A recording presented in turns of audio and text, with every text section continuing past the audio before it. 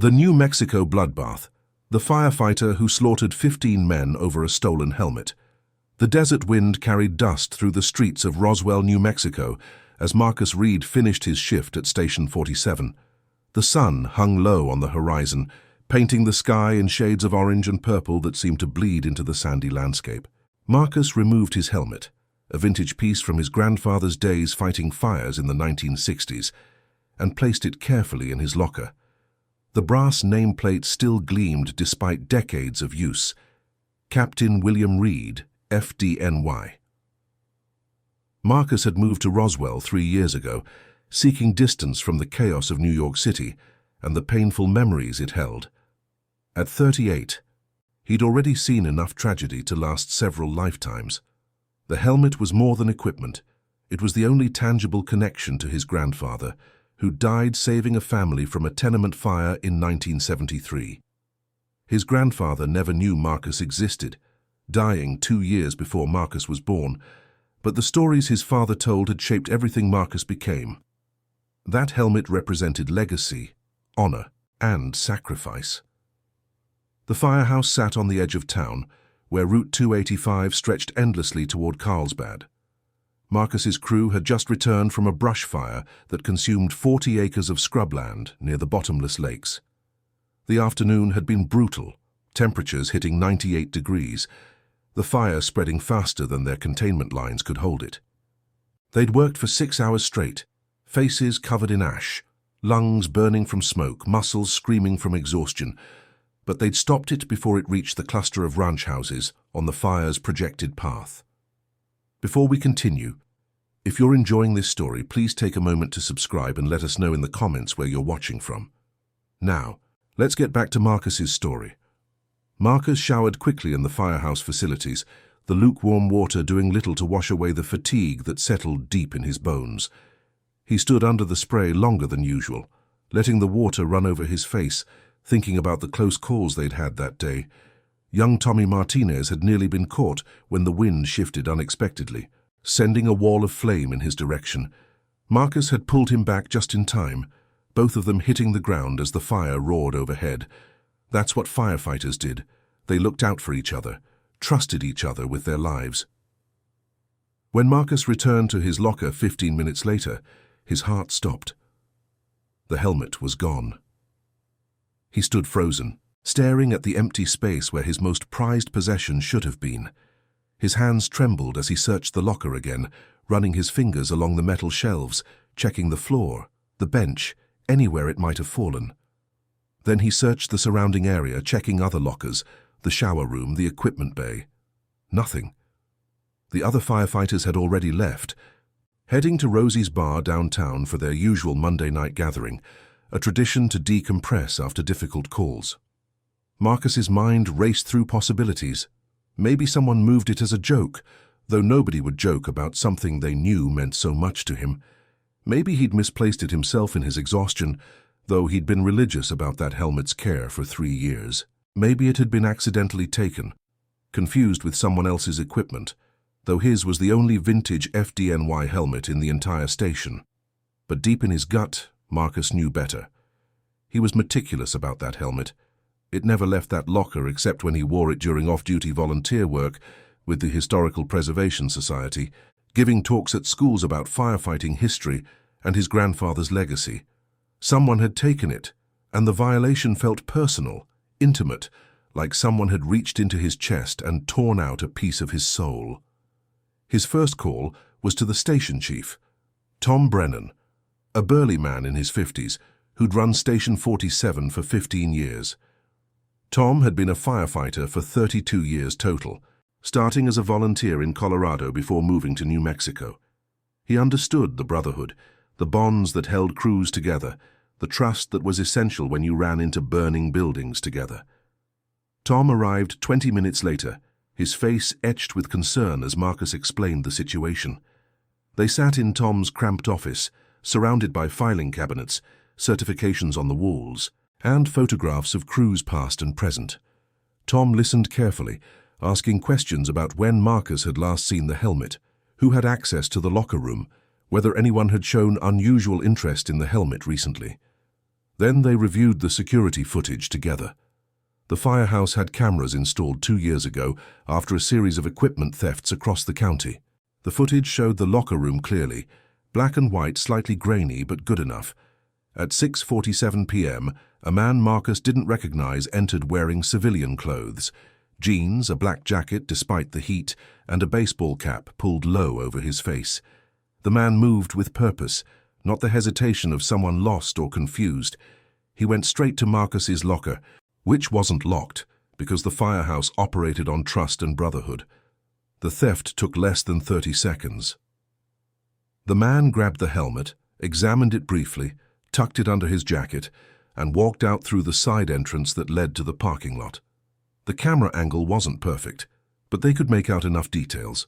White male, approximately 6 feet tall, athletic build, tattoo visible on his left forearm when his sleeve rode up as he reached for the helmet.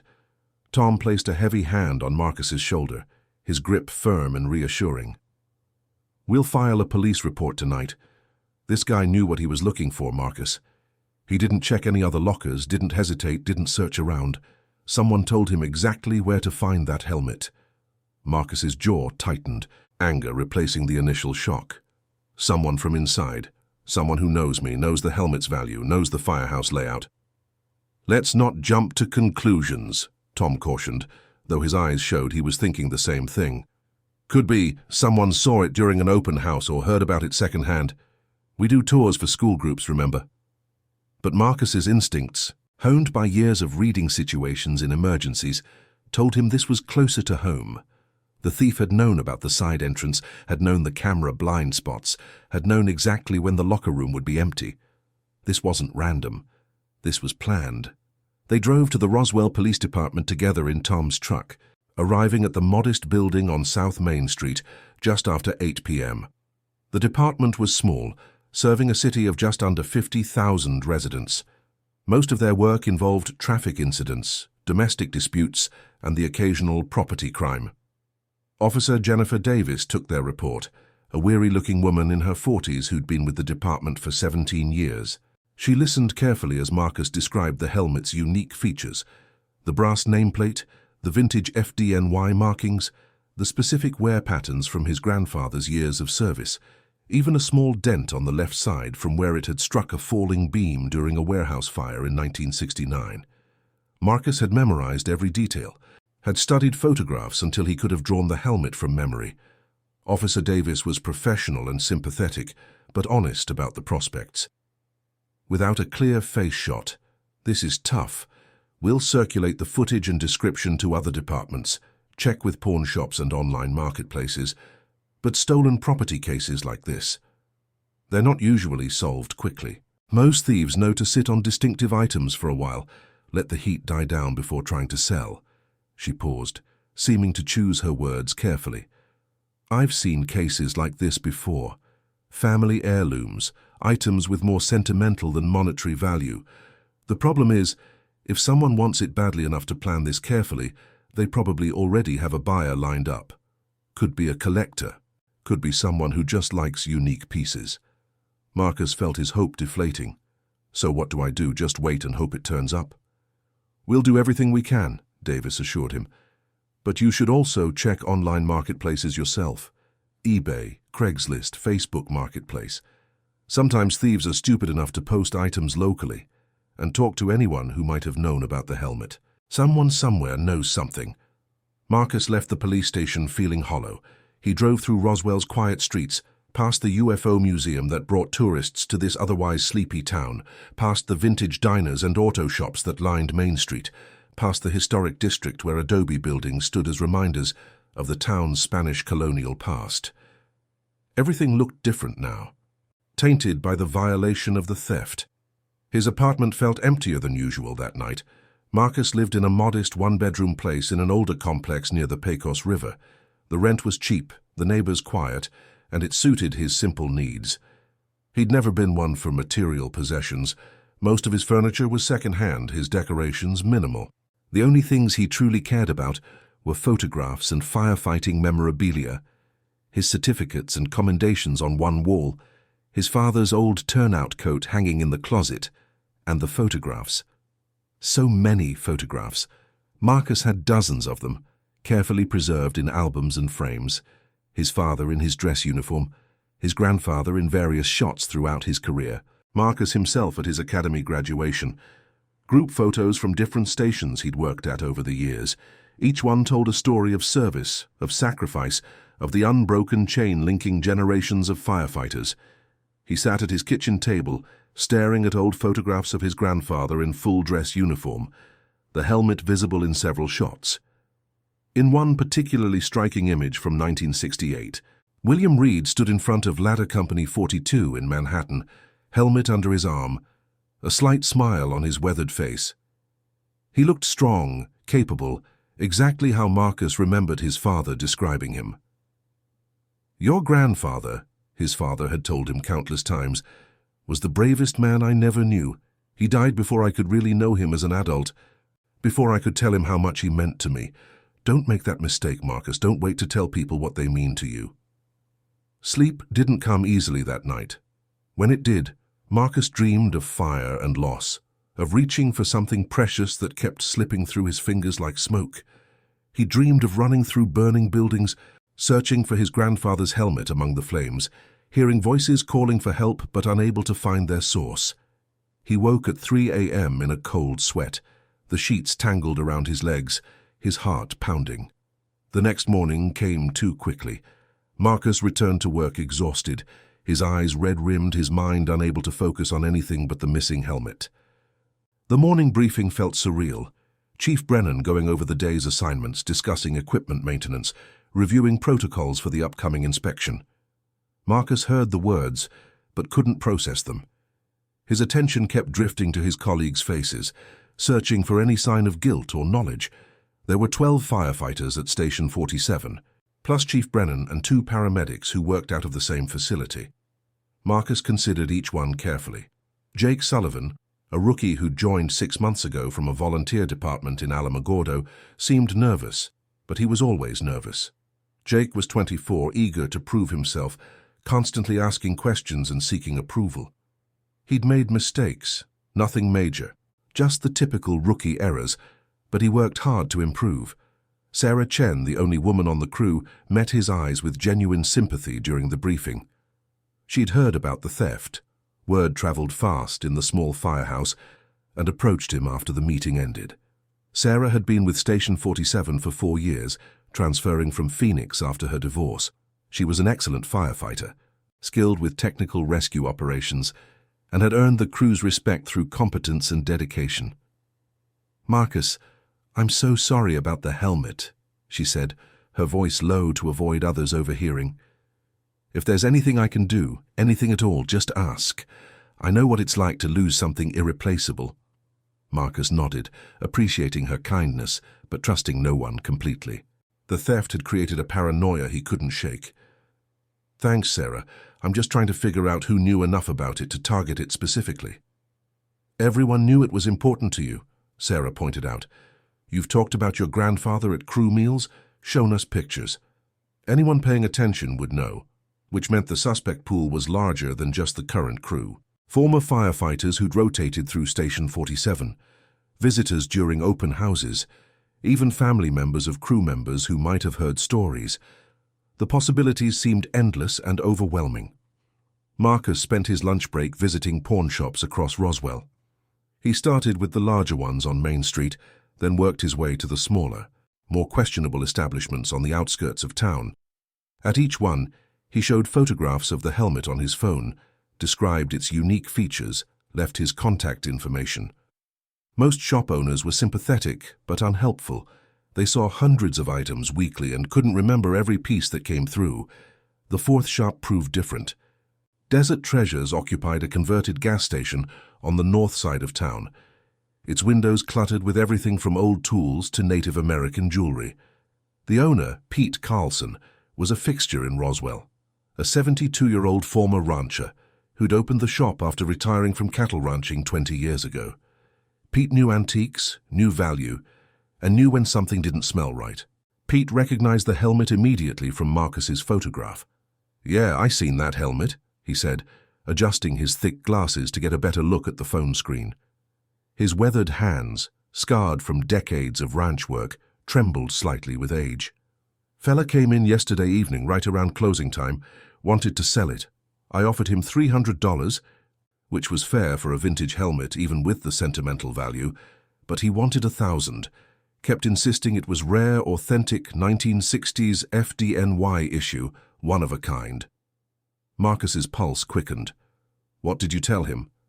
"Told him I needed to verify authenticity, run the serial numbers, make sure it wasn't stolen. Asked him to come back today with any documentation he had, original purchase receipts, provenance, anything that would establish legitimate ownership." Pete leaned forward conspiratorially, his blue eyes sharp despite his age. "Thing is, I knew something was off. Guy was twitchy, kept looking at the door like he expected someone to bust in. His hands were shaking when he handled the helmet.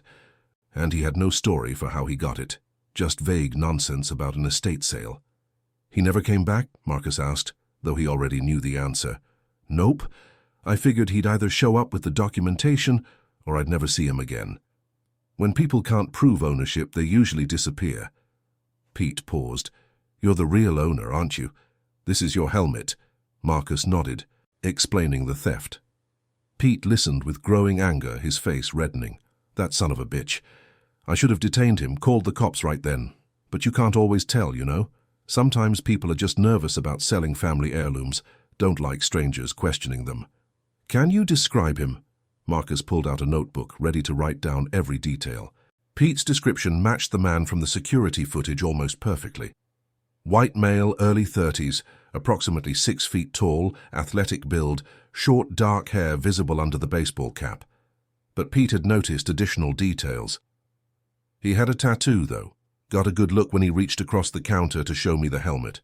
Snake wrapped around a dagger. Real detailed work with red accents on the snake's scales.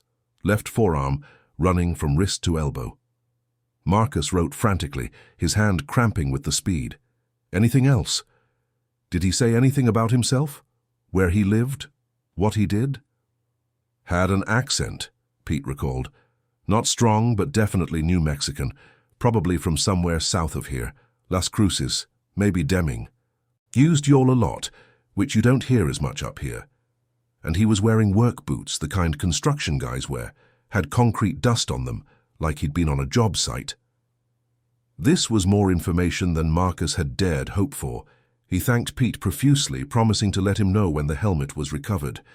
Pete waved off the thanks. "Just get your grandfather's helmet back, son. Some things are more important than money. Some things carry the weight of history and family. Those things need to be protected." Marcus immediately called Officer Davis with the information. She answered on the third ring, sounding distracted.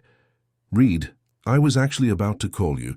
We got a hit on the helmet description. Someone posted a vintage Firefighter helmet matching yours on a Facebook collectibles group, asking for appraisals.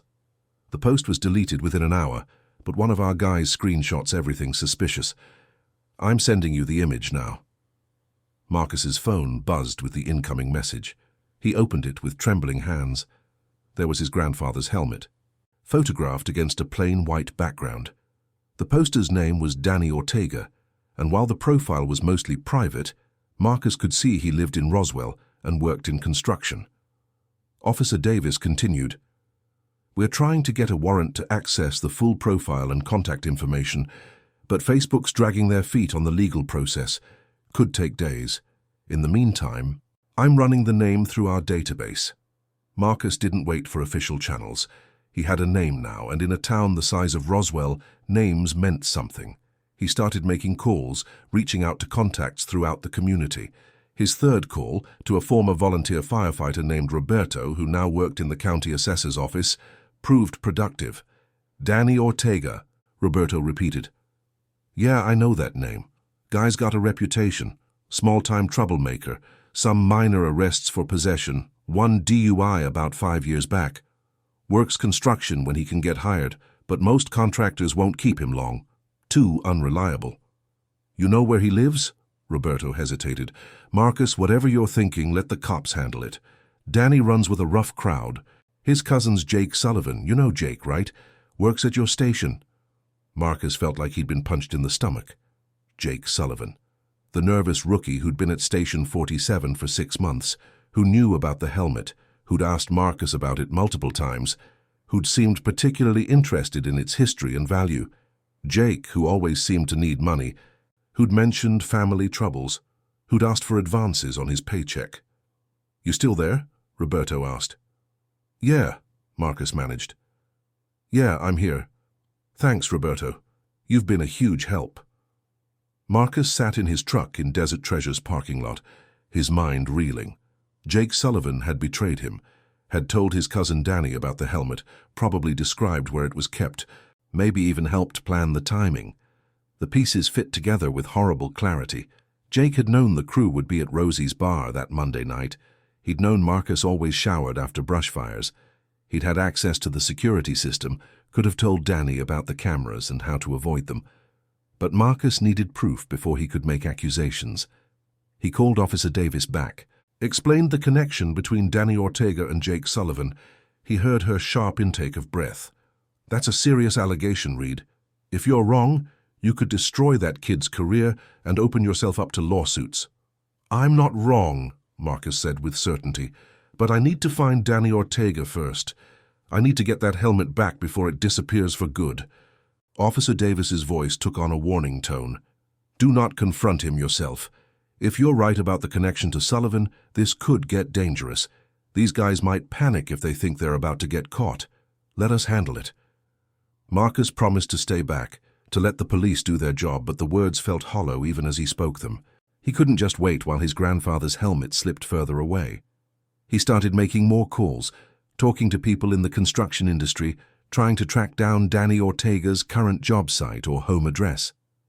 The third tattoo shop he called, Ink and Steel on 2nd Street, had records of Danny Ortega. The receptionist, a young woman with a pleasant voice, checked their database. "Yeah, we did a snake and dagger piece on a Danny Ortega about 8 months ago. Really detailed work by our artist Miguel. Cost him $600 over 3 sessions. Marcus felt a surge of triumph. "Do you have an address on file?" "I can't give out customer information, sir. Privacy policy." Marcus explained the situation, the theft, the police investigation, the importance of recovering the helmet. The receptionist softened. "Hold on, let me talk to my manager." 5 minutes later, she came back with an address. 438 3rd Street, Unit B, the Chisholm neighborhood, a working-class area east of downtown where aging duplexes and small houses clustered together. Marcus thanked her and immediately drove toward the address, his heart pounding with a mixture of hope and anger. The duplex was weathered and worn, its pale blue paint peeling, the small yard more dirt than grass. A beat-up Ford F-150 sat in the driveway, its bed filled with construction debris and tools. Marcus parked down the street, using a van for cover, and watched the house for 2 hours. His firefighter training included patience. Sometimes you had to wait for the right moment to enter a burning building, had to assess the situation before committing to action. Finally, around 3 p.m., a man matching Danny Ortega's description emerged from the duplex. He climbed into the F-150 and drove toward the industrial area near the rail yards. Marcus followed at a distance, maintaining several car lengths, using traffic and other vehicles for concealment. His hands were white-knuckled on the steering wheel, every instinct telling him to call the police, to do this the right way. But the thought of his grandfather's helmet disappearing into some collector's private stash drove him forward. The industrial area was a maze of warehouses, abandoned buildings, and rail spurs that had once served the town's agricultural shipping needs. Most of the structures were empty now, their windows broken, their walls covered in faded paint and graffiti. Danny's truck pulled into a particularly desolate section, parking behind a structure that had once housed farm equipment sales. The faded sign still advertised tractors and combines from brands that no longer existed. Marcus parked a block away and approached on foot, staying low, using shipping containers and rusted machinery for cover. His firefighter training served him well. He knew how to move quietly, how to assess structural stability, how to identify the best approaches and escape routes. Years of entering dangerous buildings had taught him situational awareness that proved invaluable now. Through a gap in the warehouse's metal siding, Marcus could see into the building's interior. his breath caught. Danny Ortega stood with two other men around a makeshift table constructed from pallets and plywood. The table was covered with various items, electronics still in packaging, power tools, jewelry boxes, and right in the center, unmistakable and heartbreaking, sat his grandfather's helmet. One of the men was massive, easily 6'5", with a shaved head and arms covered in elaborate tattoos. Prison tattoos, Marcus thought, recognizing the distinctive style and quality. The man's neck bore a teardrop tattoo beneath his left eye, traditionally indicating he'd killed someone. Marcus's stomach tightened with fear, but also determination. The other man was lean and wiry, with a scar running down his right cheek from temple to jaw.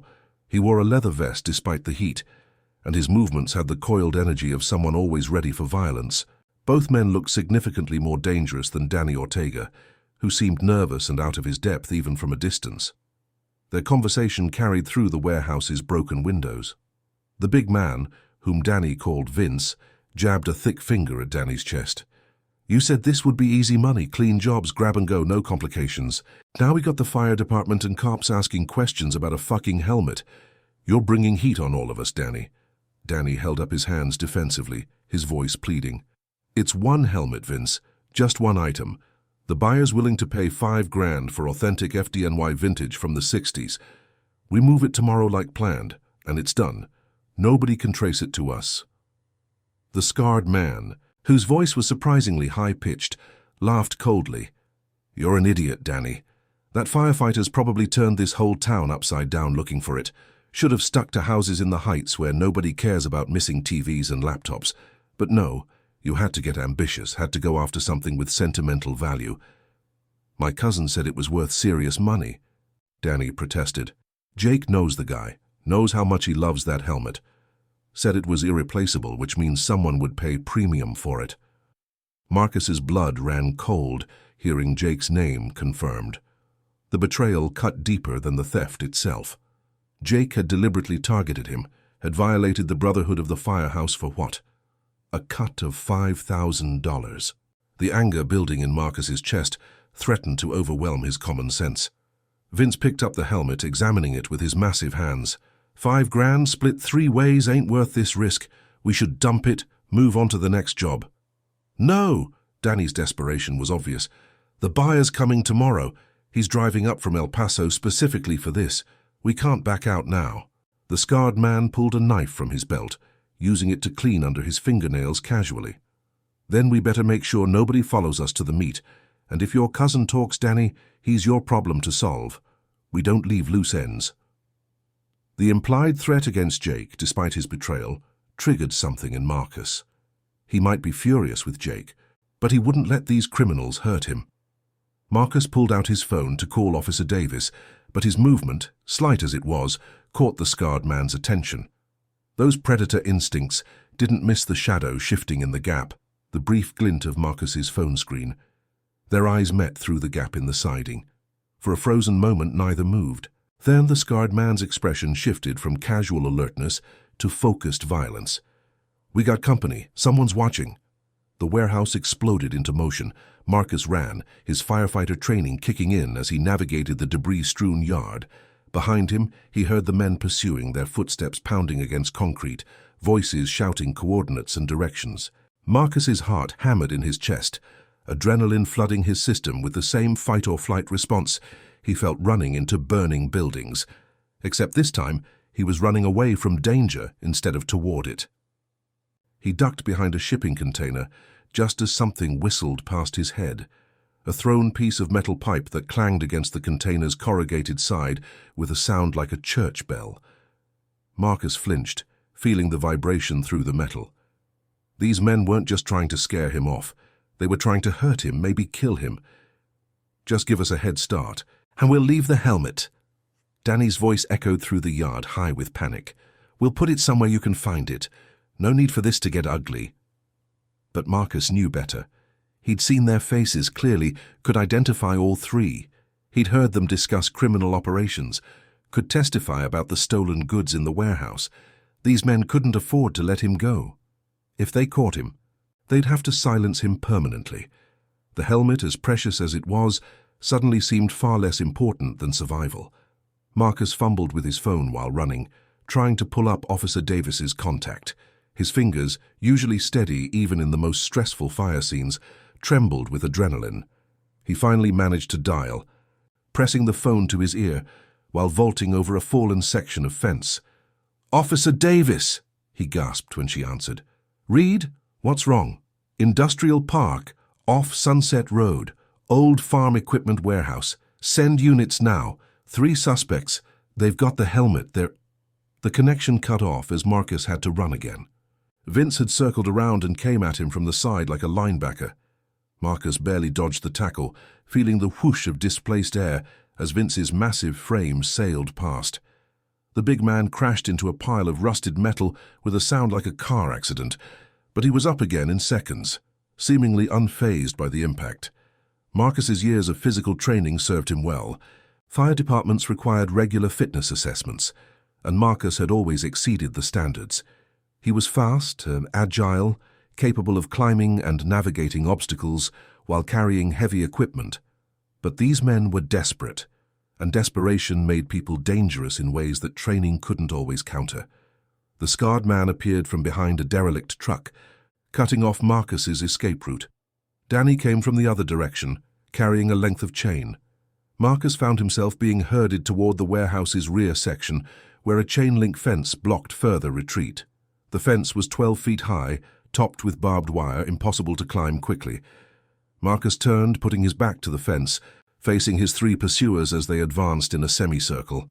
His mind raced through options. Fight seemed impossible, 3 against 1, all of them armed or bigger than him. Flight was blocked, which left talking, reasoning, buying time until the police arrived. "You don't want to do this," Marcus said, trying to keep his voice steady. "The cops are already on their way. You assault a firefighter. You're looking at serious time." Vince laughed, a deep rumbling sound. "We're already looking at serious time, hero. What's one more charge?" The scarred man pulled his knife again, this time with clear intent. The blade was roughly 7 inches long, serrated on one edge, the kind designed for maximum damage. He held it with the confidence of someone who'd used knives before, who knew how to hurt people efficiently. "Should have minded your business, firefighter," the scarred man said, his voice calm despite the violence promised in his grip. "Now this is going to end bad for you. Real bad. Can't have you identifying us, testifying about what you've seen." In the distance, sirens began to wail, the most beautiful sound Marcus had ever heard. The wailing grew louder, multiple units responding. The men heard it too, exchanging panicked glances. For a moment, Marcus thought they might run, might abandon him and the helmet and just try to escape. But Danny, driven by desperation or stupidity, made a different choice. "We can still get the helmet and run, there's time." He turned to rush back toward the warehouse, and Marcus saw his window. If Danny got that helmet into a vehicle and drove off, Marcus might never see it again.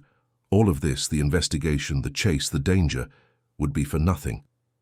Marcus launched himself at Danny, tackling him to the ground before the other 2 could react.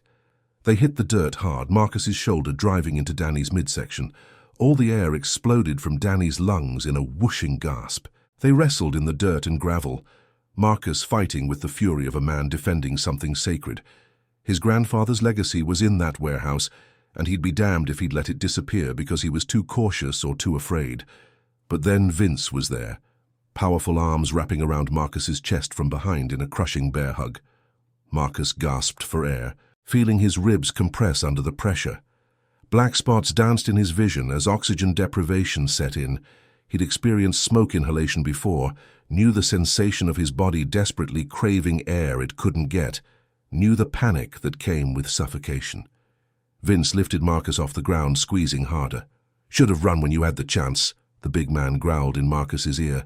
The scarred man approached with the knife, and for a terrible moment, Marcus thought this was how his story would end. Murdered in a junkyard over a stolen helmet, dying blocks from where he'd dedicated his life to saving others. His vision was narrowing to a tunnel, consciousness slipping away. He thought of his grandfather, wondered if this was how William Reed had felt in his final moments. Trapped in that burning building, knowing death was inevitable. Then the police cars screamed into the yard, tires screeching, sirens overwhelming all other sound. Officers spilled out with weapons drawn, voices shouting commands. "Freeze! Hands where we can see them! Drop the weapon! Get on the ground!" Vince dropped Marcus, who collapsed to his knees, sucking in desperate breaths. The air tasted like diesel and dust and life. His vision cleared slowly, showing him the scene in fragmented images.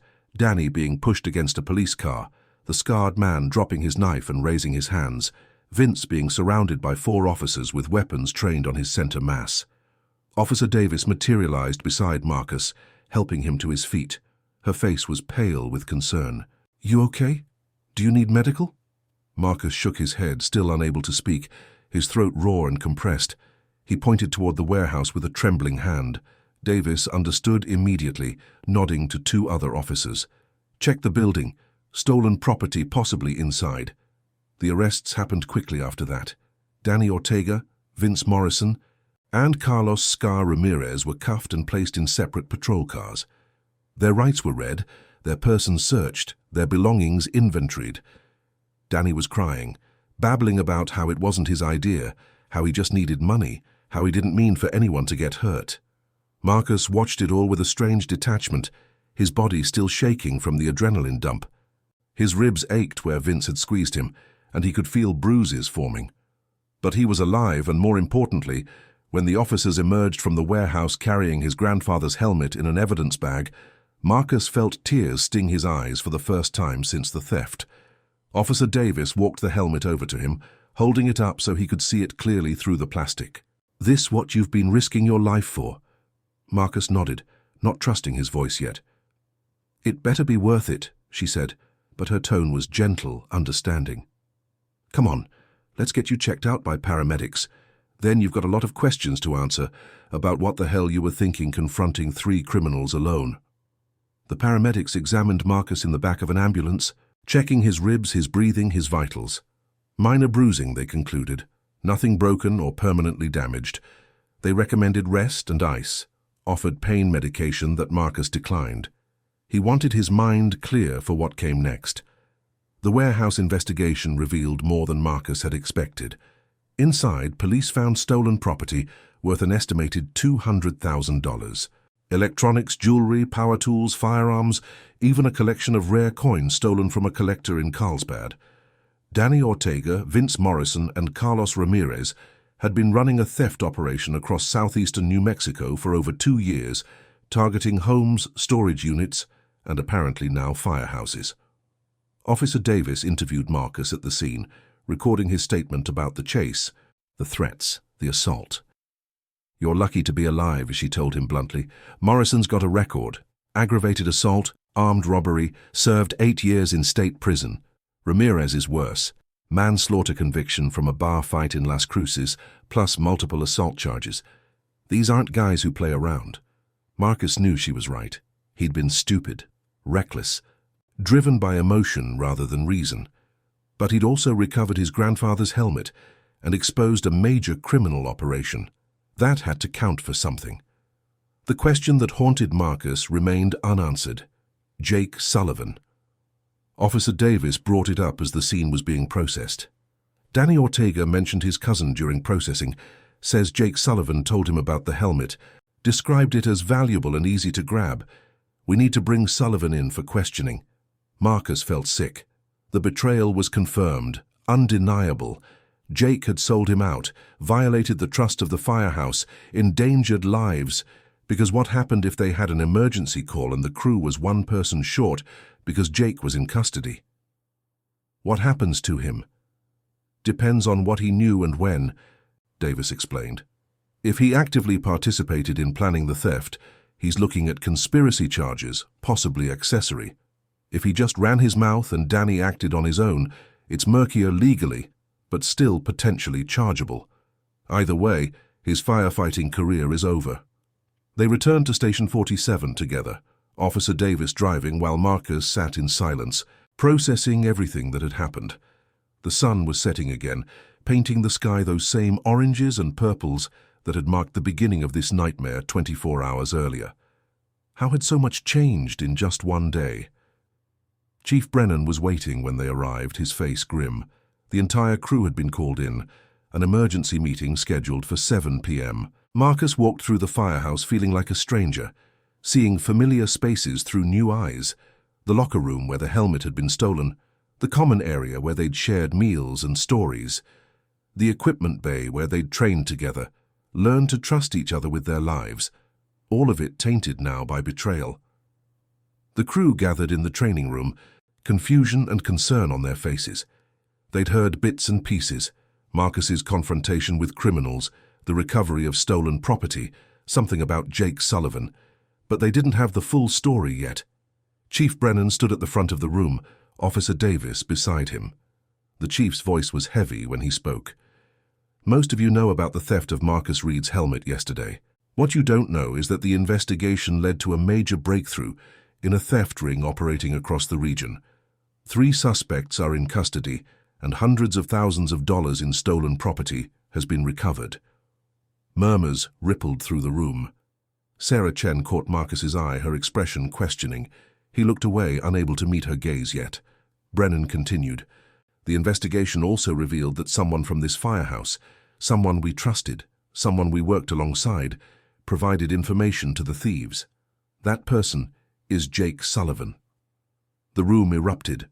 Firefighters talking over each other, some expressing disbelief, others anger.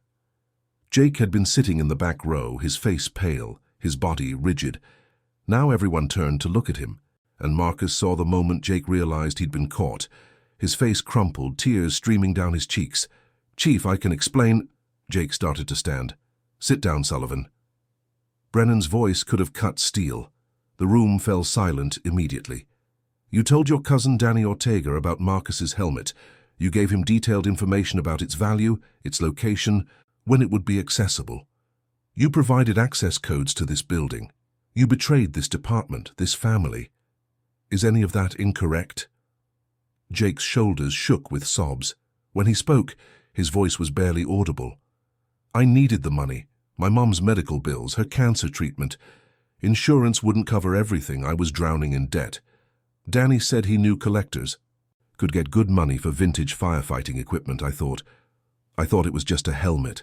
I didn't think about what it meant to Marcus, about the legacy, the history. I just saw dollar signs." Marcus felt no satisfaction in Jake's tears, only a deep, aching disappointment. The brotherhood of firefighters was built on trust. Trust that the person beside you would watch your back, would catch you if you fell, would pull you out if you got trapped.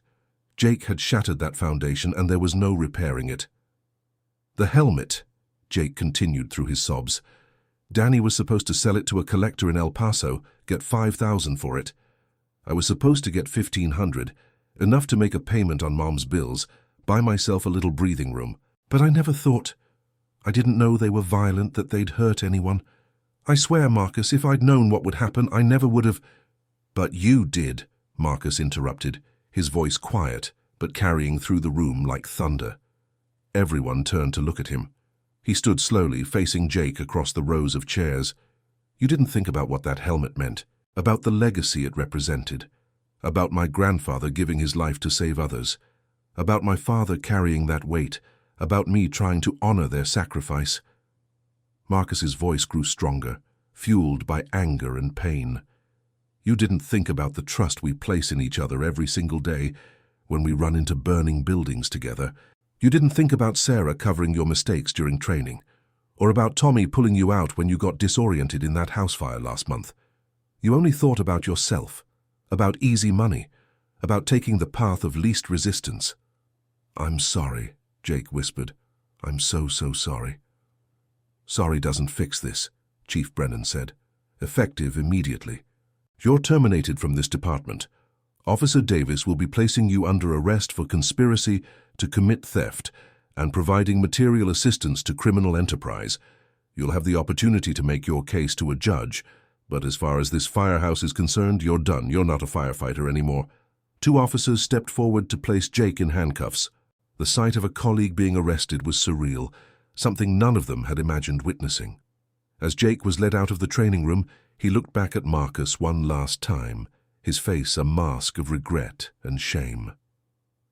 The door closed behind him, and the room remained silent for a long moment. Finally, Tommy Martinez spoke up, his young voice shaking. How do we trust each other now? If Jake could betray us like that, how do we know someone else won't? It was Sarah Chen who answered, standing to face the group. We trust because we have to, because this job requires it, because without trust we might as well hang up our gear and go home. She looked at Marcus. Jake made a choice, a bad choice, a selfish choice, but he doesn't represent all of us. We're better than that, and we prove it every time we answer a call. Chief Brennan nodded, his expression softening slightly. Sarah's right. This is a dark day for Station 47, but it doesn't define us. How we respond, how we rebuild that trust, that's what matters. We're going to need time to heal, and we're going to need to be there for each other. Marcus, is there anything you want to say? Marcus stood again, gathering his thoughts. His grandfather's helmet was still in police evidence, would remain there for weeks or months while the case proceeded through the legal system. But somehow, that didn't matter as much anymore.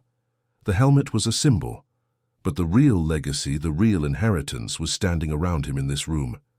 My grandfather used to tell new recruits, Marcus began, his voice steady now, that the fire doesn't care who you are or where you come from. It only cares if you're brave enough to face it. He paused, looking at each face in the room. Jake wasn't brave enough. He chose fear over courage, greed over honor. That's his burden to carry, not ours.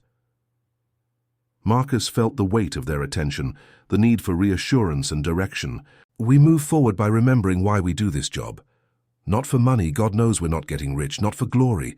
Most people never see the worst calls we respond to. We do it because someone has to stand between the innocent and the flames.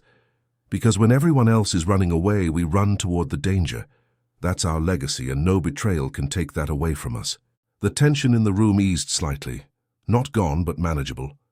Chief Brennan dismissed the meeting, but several firefighters approached Marcus afterward to offer support and solidarity. Tommy Martinez, despite being barely 22, seemed to have aged years in the last hour. I looked up to Jake, and he admitted, he was helping me study for my certifications. Feels like everything he taught me is tainted now. The knowledge isn't tainted, Marcus assured him. Jake might have made terrible choices, but the firefighting techniques are still sound. Learn from everyone, Tommy, but be your own man. Don't let someone else's failures define your path. Sarah stayed after the others had left, helping Marcus collect training materials and reset the room. They worked in comfortable silence for a while before she finally spoke. You could have been killed today, you know that, right? Yeah, Marcus admitted. I know. It was stupid, reckless. I should have waited for the cops. But you got the helmet back, Sarah pointed out. And you exposed a major criminal operation. Sometimes stupid and brave look a lot alike. Marcus smiled despite himself. My dad would have kicked my ass for taking that risk. Then he would have bought me a beer for getting the helmet back. Sounds like a good man. He was, and he understood what that helmet meant, why I couldn't just let it go. Marcus paused in his cleanup, looking at Sarah. Can I ask you something? Earlier you said your dad died in the line of duty. How did you deal with it? How did you keep going? Sarah was quiet for a long moment, clearly choosing her words carefully. I almost didn't. For a while after he died, I hated firefighting, hated everything about it. It took my dad away, left my mom a widow, made me grow up too fast. I swore I'd never have anything to do with fire departments. What changed? I realized that hating firefighting meant hating what my dad chose, what he believed in. He didn't die because he was stupid or careless.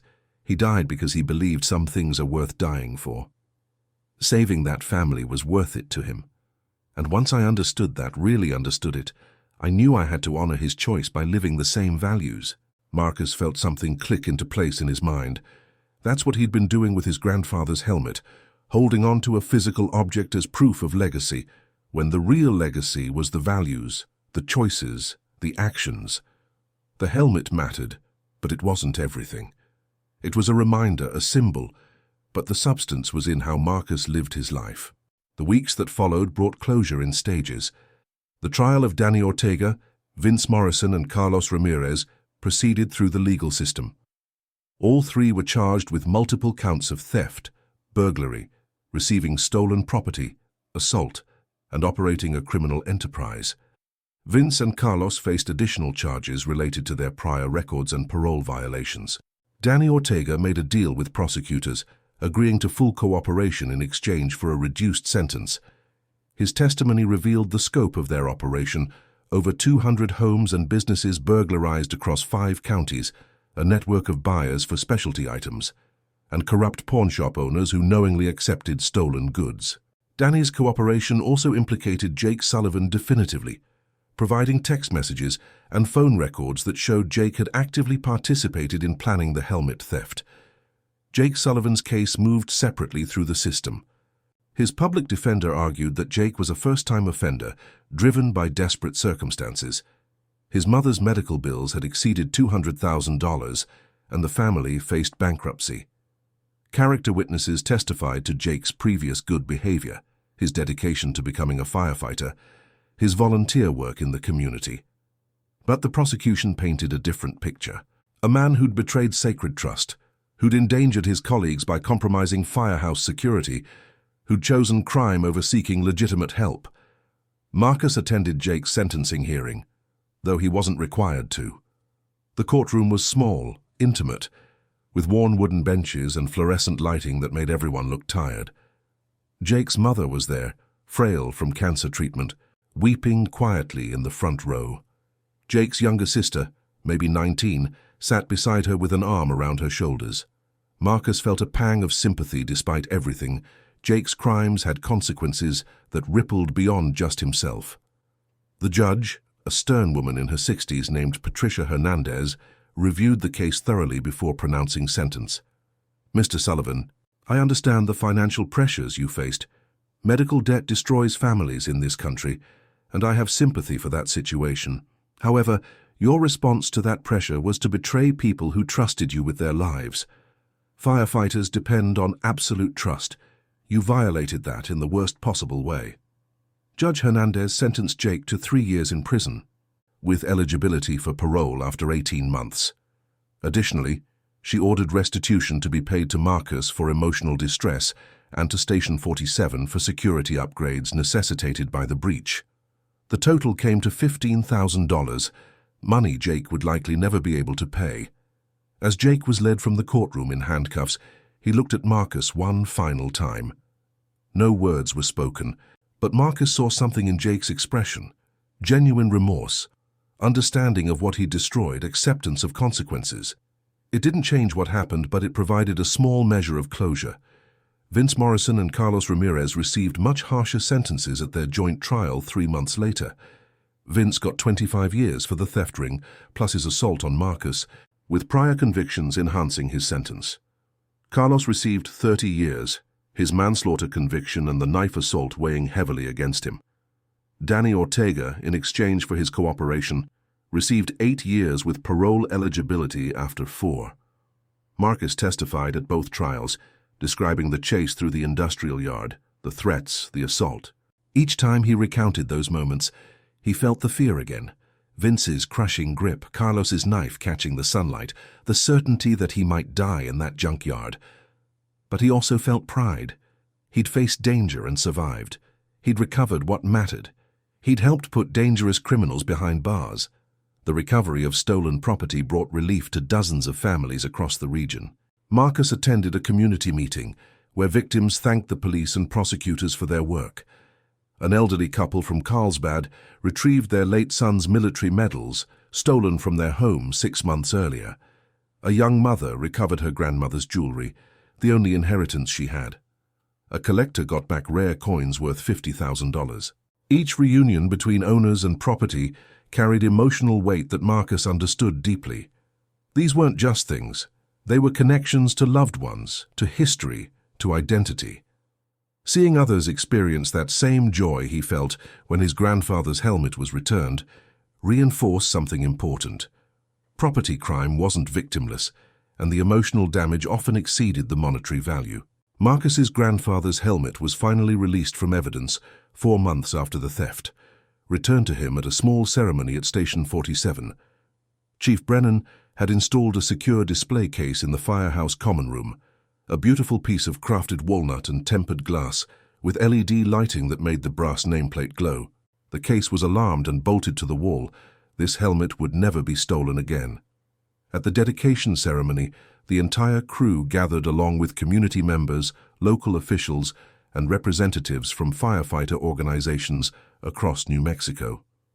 Even some retired firefighters from New York made the trip, men who'd known William Reed personally, who wanted to honor his memory and meet his grandson. One of these men, Thomas McKenna, now 83 and using a walker, embraced Marcus with surprising strength. "Your grandfather saved my life," Thomas said, his voice thick with emotion. 1969, warehouse fire in Brooklyn. I was a probie, got disoriented in the smoke. Willie Reed found me, guided me out. I wouldn't be here without him. Wouldn't have had my 52 years of marriage, my 4 kids, my 12 grandchildren. All of that exists because your grandfather was brave. Marcus felt tears streaming down his face, not from sadness, but from overwhelming gratitude. His grandfather's legacy wasn't abstract. It was living, breathing, continuing through the lives he'd saved and the people they'd touched. Thomas's family tree existed because of William Reed's courage. That was legacy more profound than any helmet could represent. During the ceremony, Marcus spoke to the assembled crowd about the journey, the theft, the investigation, the recovery, and the lessons learned. "I thought this helmet was my grandfather's legacy," he said, gesturing to the display case. "I thought protecting this object meant honoring his memory. But I was wrong. The helmet is a symbol, an important one, but the real legacy is the values it represents." He paused, looking at the faces around him, fellow firefighters, community members, the families of those whose property had been recovered. "My grandfather's legacy lives in every firefighter who chooses courage over safety. It lives in every person who stands up for what's right, even when it's difficult. It lives in communities that support their first responders and in families that pass down stories of service and sacrifice." Marcus gestured to the helmet in its case. "This will stay here at Station 47, where future generations of firefighters can see it and be inspired. But the real inspiration isn't brass and leather. It's the choice to serve, to protect, to give everything for strangers who become family through shared purpose."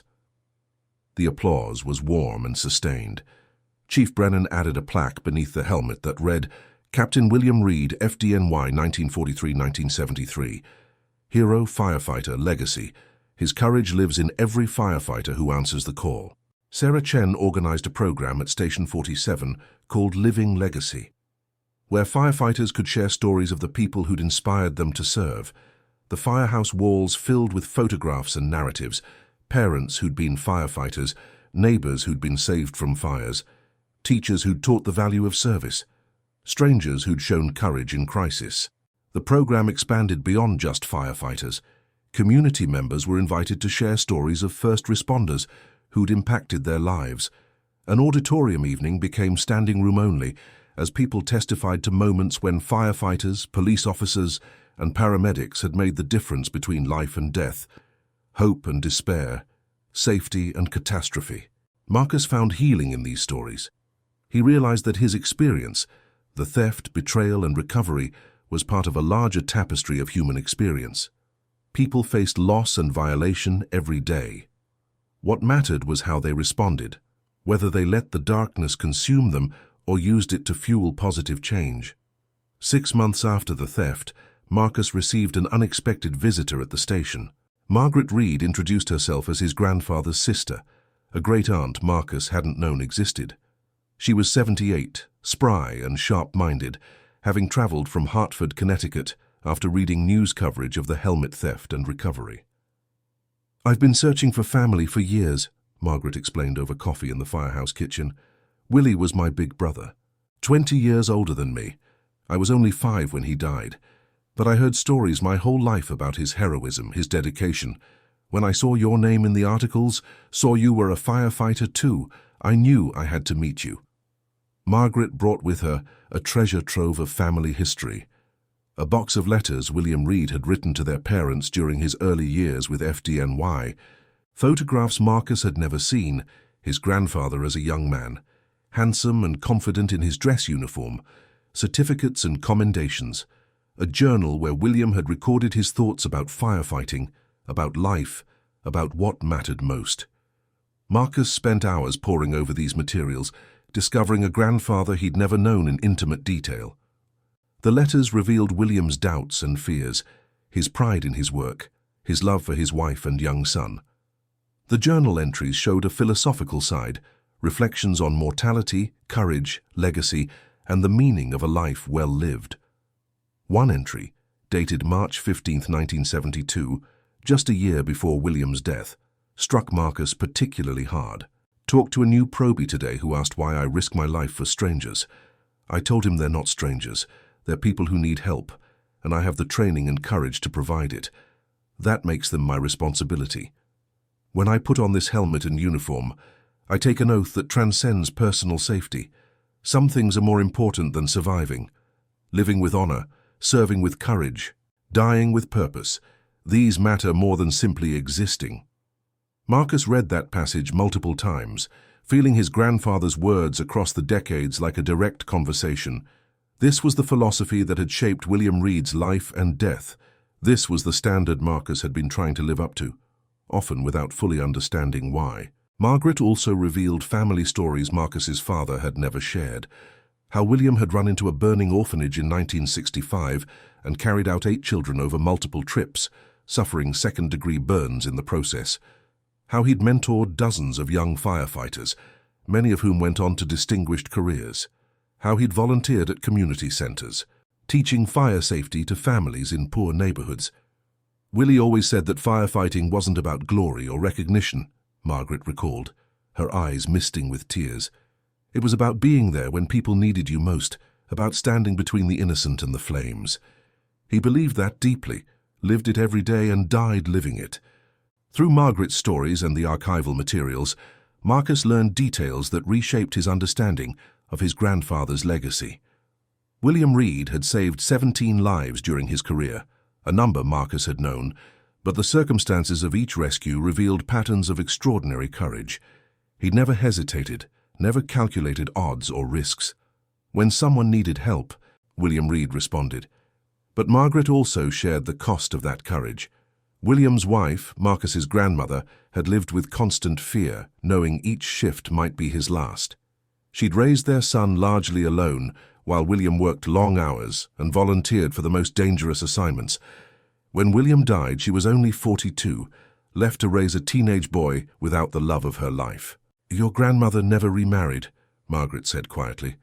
"She said Willie was her one great love and nothing could replace him. She was proud of what he'd done, honored his memory, but I also think she resented the job that took him away. It's complicated, Marcus. Legacy often is." This complexity troubled Marcus. He'd always thought of his grandfather's sacrifice as purely heroic, unambiguous in its nobility. But hearing about the cost to his grandmother, to his father, added layers of moral complexity. Was it right to die for strangers when you had a family who needed you?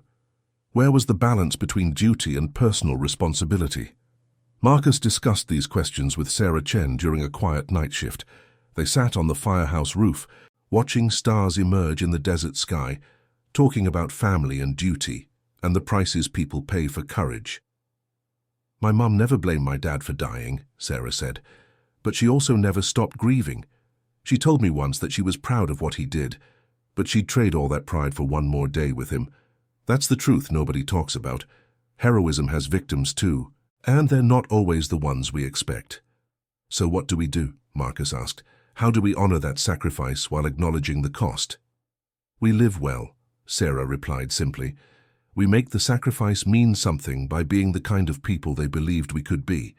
We serve with courage but also with wisdom, taking necessary risks but not stupid ones. And we remember that the people who love us are part of the equation too." Marcus thought about his reckless pursuit of the helmet thieves, how he'd nearly died in that junkyard. At the time it had seemed justified.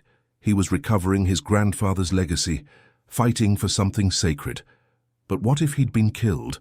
What purpose would his death have served? Who would have benefited from his courage? "I was stupid going after those guys alone," Marcus admitted. "I was so focused on the helmet, on this idea of legacy, that I didn't think about consequences. Didn't think about how my death would affect people here, affect the community we serve. But you survived, Sarah pointed out, and you learned something important. That's how we grow, by making mistakes, surviving them, and becoming wiser. The conversation shifted to the future. Station 47 needed to rebuild trust after Jake's betrayal, needed to forge stronger bonds among the crew. Sarah proposed team-building exercises, shared training that would reinforce interdependence and communication. Chief Brennan approved the initiatives, recognizing that healing required active effort. Over the following months, the crew grew tighter. They trained together more intensively, pushing each other to excellence. They socialized more, building friendships that extended beyond the firehouse. They developed protocols for discussing concerns and addressing problems before they festered into betrayals. Tommy Martinez, who'd been devastated by Jake's betrayal, found new mentorship from Marcus and Sarah. The young firefighter's skills improved dramatically, his confidence growing with each successful call. During a house fire that winter, Tommy made a crucial decision that saved an elderly woman trapped on the second floor, demonstrating the judgment and courage that separated good firefighters from great ones. Marcus watched Tommy's growth with pride, recognizing that this was legacy too, passing knowledge and values to the next generation, creating a chain of competence and courage that would outlast any individual firefighter's career. His grandfather had mentored firefighters who went on to save countless lives. Now Marcus was doing the same, continuing that tradition. The helmet remained in its display case, a constant reminder of legacy and service. Visiting firefighters from other departments often asked about it, prompting Marcus to share his grandfather's story and the lessons learned from the theft and recovery. Each telling reinforced the values, strengthened the commitment, reminded Marcus why this work mattered. One particular visitor, a firefighter from Los Angeles named David Chen, no relation to Sarah, had served with a man who'd been mentored by William Reed in the late 1960s. The chain of connections stretched across decades and thousands of miles, proving that influence rippled outward in ways impossible to fully track. "Your grandfather taught my mentor that fear was natural, but couldn't dictate action," David explained. "That lesson saved my life during the Woolsey fire in 2018. I was terrified, wanted to retreat, but I remembered what I'd been taught about pushing through fear to do what needed doing. Saved 3 people from a canyon house that day. Your grandfather's wisdom, passed down through 2 generations, made that possible." Marcus felt overwhelmed by the scope of his grandfather's legacy. It wasn't just the 17 people William Reed had personally saved. It was the ripple effects of his mentorship, his example, his philosophy spreading through the firefighting community like concentric circles from a stone thrown in still water. The scholarship fund Marcus established in his grandfather's name supported its first 5 recipients by the end of the year. Helena Vargas excelled in her training, showing natural aptitude for emergency medical response. She wrote Marcus a letter describing how the scholarship had changed her life, how she'd been working 3 jobs to save money for firefighter training and now could focus entirely on becoming the best firefighter possible. "You gave me a chance when I had none," Elena wrote. "I won't waste it. I'll honor Captain Reed's memory by being the kind of firefighter he was, brave, dedicated, always putting others first." Marcus framed that letter and hung it in his apartment, a reminder that legacy wasn't about preserving the past, but investing in the future. As winter turned to spring in New Mexico, Marcus found himself at peace in ways he hadn't been for years. The ordeal with the theft had stripped away illusions and revealed what truly mattered. He'd learned that possessions, no matter how precious, were less important than the principles they represented. He discovered that family wasn't just blood. It was the people who stood beside you in crisis, who fought for you, who believed in the same ideals. The annual Firefighter Memorial Service took place on a beautiful May morning at Spring River Park. Hundreds attended: firefighters, police officers, paramedics, families, community members. Names of fallen first responders were read aloud, including William Reed's. Marcus stood with his crew, feeling the weight of history and the lightness of purpose. When his turn came to speak about his grandfather, Marcus felt prepared in ways he hadn't been before. "Legacy isn't about objects or monuments," he told the assembled crowd. "It's about values passed from one generation to the next. It's about choosing courage over safety, service over self, duty over ease. My grandfather made those choices every day of his career, and they cost him his life. Marcus paused, seeing nods of recognition from other firefighters who understood that calculation. But his death wasn't meaningless.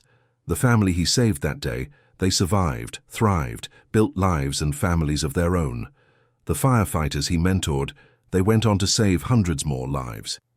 The example he set, it inspired people he never met, including his grandson. He gestured to his crew standing nearby. We honor our fallen not by preserving relics, but by living the values they died defending. We honor them by being brave when it's easier to hide, by serving when it's safer to turn away, by standing for what's right even when it costs us everything. That's the legacy worth protecting. That's the inheritance worth passing on. The crowd responded with sustained applause, but Marcus barely heard it. He was thinking about his grandfather, about Margaret's stories, about the journal entries revealing William Reed's philosophy. He understood now that the helmet, while important, was merely a symbol. The substance was in actions, choices, the daily decision to serve despite fear and risk. After the ceremony, Marcus stood before the memorial wall, where his grandfather's name was inscribed in bronze. He placed his hand on the letters, feeling the sun-warmed metal beneath his palm. For the first time since the theft, Marcus felt no anxiety about the helmet or its safety. It was secure, properly honored, but it didn't define anything fundamental about his relationship with his grandfather's memory. The summer brought new challenges to Station 47. A drought created extreme fire danger across southern New Mexico. Brush fires ignited regularly, threatening homes and wildlife. The crew worked overtime, responding to multiple calls each shift, exhausted but determined. Marcus found himself drawing on reserves of stamina and courage he'd discovered during the ordeal with the helmet theft. One particularly intense fire near Bottomless Lake State Park required mutual aid from 6 departments. Marcus found himself working alongside firefighters he'd never met, trusting them with his life as they trusted him with theirs. The brotherhood transcended individual firehouses, creating a network of courage and competence that protected entire regions. During that fire, Marcus saved a young boy who'd been separated from his family while hiking. The child, maybe 7 years old, was terrified and suffering from smoke inhalation.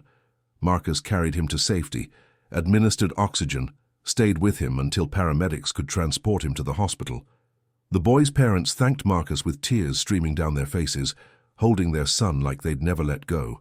Later, after the fire was contained and Marcus was back at the station washing ash from his gear, Sarah found him sitting alone in the equipment bay. "You okay?" "Yeah," Marcus said, and he meant it. Just thinking about that kid, about how close he came to dying, about how different the outcome could have been if we'd arrived 5 minutes later. "But we didn't arrive later," Sarah pointed out. "We got there in time, we did our job, that's what matters." Marcus nodded, but his thoughts went deeper.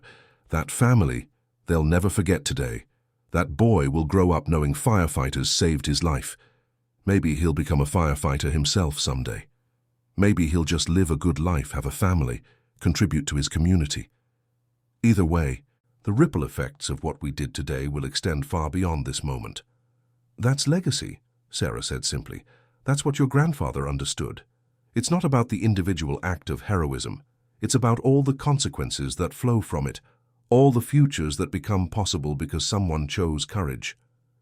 The boy's recovery was complete, and his family sent a thank you card to Station 47 with a photograph of their son smiling, healthy, very much alive. Marcus pinned it to the bulletin board near his grandfather's helmet display, another reminder that this work mattered, that the risks were justified by the lives protected. As autumn arrived again, 1 year since the theft, Marcus organized a community event at Station 47, an open house where families could meet firefighters, learn about fire safety, and understand the work that happened behind the scenes. Hundreds attended, filling the firehouse with laughter and conversation. Marcus gave tours, showing the equipment, explaining procedures, answering endless questions from curious children. He told stories about his grandfather, about the traditions of firefighting, about why people chose this dangerous profession. Parents thanked him for his service, children looked at him with awe, Elderly residents shared their own memories of being saved by firefighters decades earlier. At one point, Marcus stood in the common room near his grandfather's helmet display. A crowd had gathered, asking about the theft and recovery. Marcus told the story, but this time with different emphasis, not focusing on the betrayal or the danger, but on the lessons learned and the values reinforced. "This helmet represents something important," Marcus concluded, gesturing to the display case. "But what it represents is more important than the helmet itself. It reminds us that some things are worth fighting for: courage, honor, service, sacrifice. Those values don't live in brass and leather.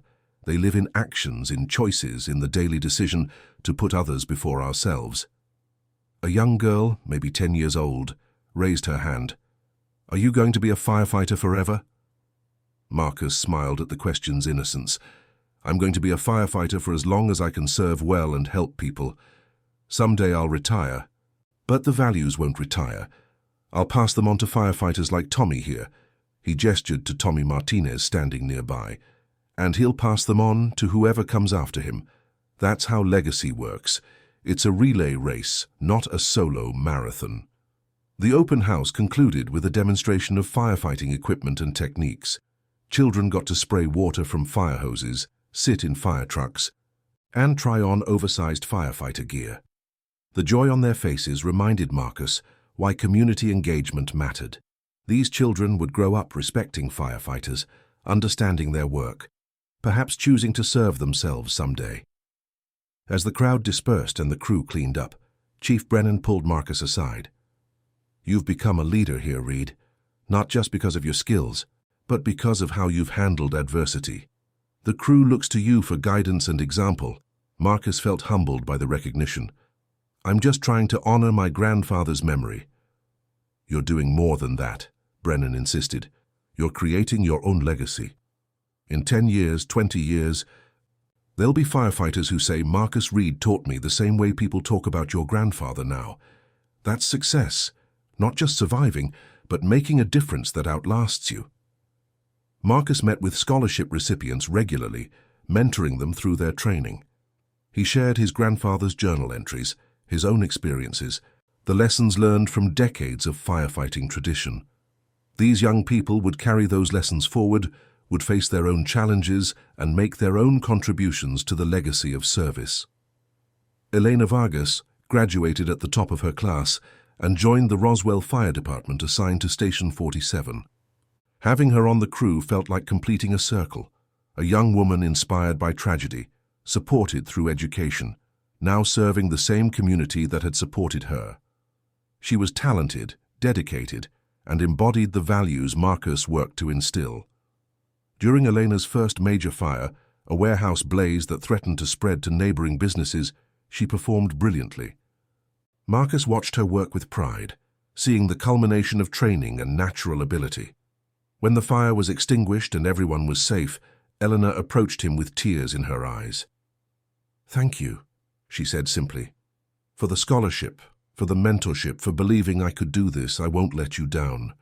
"You already haven't," Marcus replied. "You honored Captain Reed's memory by being here, by serving with courage and skill. That's all anyone could ask." The moment crystallized something for Marcus. Legacy wasn't about grand gestures or dramatic rescues. It was about these quiet moments of passing knowledge and values from one generation to the next, creating chains of competence and courage that protected communities far into the future. As Marcus approached his 42nd birthday, the age his grandfather had been when he died, he found himself reflecting on time and mortality. He'd outlived his grandfather already, had years William Reed never experienced. That fact carried both gratitude and responsibility. Marcus owed it to his grandfather's memory to use those extra years well, to serve honorably, to make choices that justified the sacrifice. He visited his grandfather's helmet less frequently now, no longer needing the physical reminder to feel connected to that legacy. The values lived in his actions, his relationships, his daily choices. The helmet was important, but it was no longer essential to his sense of identity or purpose. The journey from that moment to this one had been transformative. Marcus had learned that true legacy wasn't about preserving the past, but about building the future. It wasn't about holding on to objects, but about embodying values. It wasn't about individual achievement, but about collective impact. His grandfather's helmet would remain in its case, a beautiful and important symbol. But the real inheritance, the values, the courage, the commitment to service, those lived in Marcus's heart and actions, in the firefighters he'd mentored, in the community he'd protected, in the legacy he was still building with every choice and every day. Marcus placed his hand on the glass case one final time, feeling the cool surface beneath his palm. "Thank you, Grandpa," he whispered, "for showing me what matters, for giving me something worth fighting for teaching me that legacy isn't about what we preserve, but about what we pass forward." Then he turned and walked away, ready to answer the next call, ready to serve with courage, ready to build a legacy that would honor not just his grandfather's memory, but all the firefighters who'd come before and all those who would follow after. The helmet remained behind, glowing softly in its case, a reminder and inspiration for future generations who would learn what it truly meant to serve.